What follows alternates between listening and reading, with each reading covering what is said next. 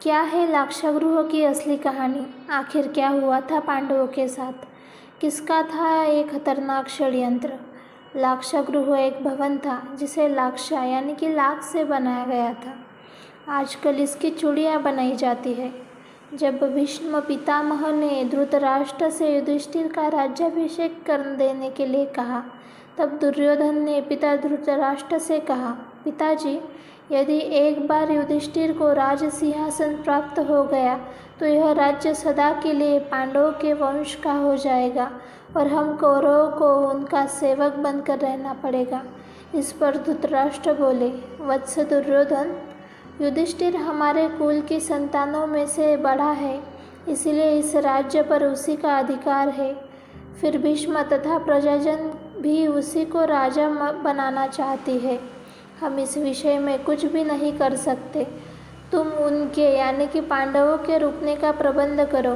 धृतराष्ट्र के वचनों को सुनकर दुर्योधन ने कहा, ठीक है पिताजी, मैंने इसका प्रबंध कर लिया है।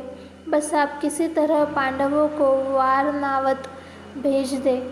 दुर्योधन ने वारनावत में पांडवों के निवास के लिए पुरोचन नामक शिल्पी से एक भवन का निर्माण किया था, जो कि लाख, चर्बी, सूखी घास, मूंज जैसे अत्यंत ज्वलनशील पदार्थों से बना था।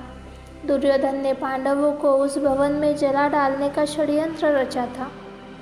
धृतराष्ट्र के कहने पर युधिष्ठिर अपनी माता तथा भाइयों के साथ वारनावत जाने के लिए निकल पड़े।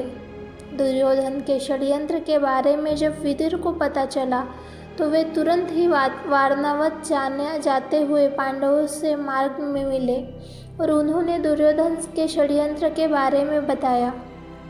फिर उन्होंने कहा कि तुम लोग भवन के अंदर से वन तक पहुंचने के लिए एक सुरंग अवश्य बना लेना, जिससे कि वह आग लगने पर तुम लोगों की रक्षा कर सके। मैं सुरंग बनाने वालों कारीगर चुपके से तुम लोगों के पास भेज रहा हूँ। जिस दिन पुरोचन ने आग प्रज्वलित करने की योजना बनाई थी, उसी दिन पांडवों ने गांव के ब्राह्मणों और गरीबों को भोजन के लिए आमंत्रित किया। रात में पुरोचन के सोने पर भीम ने उसके कमरे में आग लगाई।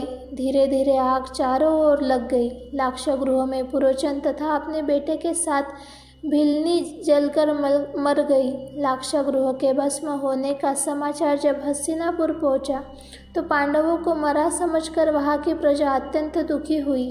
दुर्योधन और धृतराष्ट्र सहित सभी कौरवों ने भी शोक मनाने का दिखावा किया और अंत में उन्होंने पुरोचन, भिलनी और उसके बेटों को पांडवों का शव समझकर अंत्येष्टि कर दी। लाक्षागृह की सुरंग से निकलकर पांडवजन हिंडनी नदी किनारे पहुंच गए, जहां पर विदुर द्वारा भेजी गई एक नौका में सवार होकर वे नदी के उस पार पहुंच गए और लुप्त होकर ब्राह्मण भेष लेकर आगे कुछ वर्ष ऐसे ही बिताए। दोस्तों, उम्मीद है कि ये कहानी आपको पसंद आई होगी। ऐसी ही और कहानियों के लिए प्लीज़ चैनल को सब्सक्राइब करें।